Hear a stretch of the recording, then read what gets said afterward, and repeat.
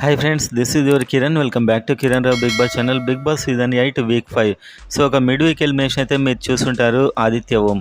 So ఒక రకంగా చెప్పాలంటే ఈ సీజన్ ఎలిమినేషన్లో కాస్త బాధాకరం అని చెప్పొచ్చు.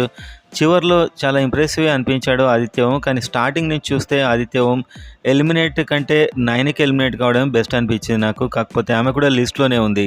సో మొత్తానికి ఆదిత్య ఓం ఎలిమినేట్ అయ్యారు. అండ్ ఇంకొక ఎలిమినేషన్ కూడా ఈ వీకెండ్ ఉంటుంది. ఈ 8 వైల్డ్ కార్డ్స్ అండ్ ఈ 8 కంటెస్టెంట్స్ మధ్య పోటీ జరుగుతుంది. అది ఎవరో చూసే ముందు వీడియోని లైక్ చేసి మీ ఫేవరెట్ ఎవరనేది కామెంట్ చేయండి అండ్ సబ్స్క్రైబ్ చేసుకోండి ఎర్లీ అప్డేట్స్ అయితే తెలుసుకోవడానికి.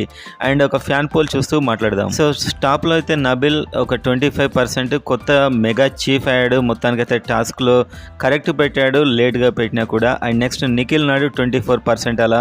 సో ఇతడైతే ఫ్యాన్ బేస్తోనే వచ్చాడు కాబట్టి మంచి ఓటింగ్ అయితే వస్తుంది.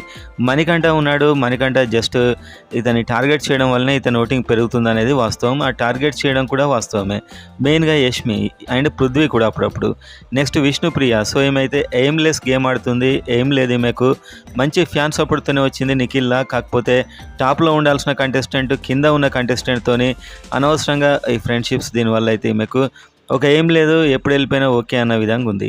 నెక్స్ట్ ఆదిత్య అంటే ఎలాగో ఎలిమినేట్ అయిపోయారు. నైనిక. సో ఈ వీక్ ఎలిమినేషన్ ఇంకొకటి ఉంటుంది. ఆ ఎలిమినేషన్ మాత్రం 9కే ఉంటుంది ఖచ్చితంగా. ఎందుకంటే ఆమె అసలు ఇంప్రెసివ్ లేదు, ఒక స్టాండ్ లేదు, ఏం లేదు. సో ఆటలో అసలు అట్రాక్టివే లేదు. సో మొత్తానికైతే 9కి ఎలిమినేట్ ఇవ్వాల్సింది అసలు. యాక్చువల్గా ఆదిత్య ఓం గారే కొంచెం బెటర్ అనిపించారు నాకైతే.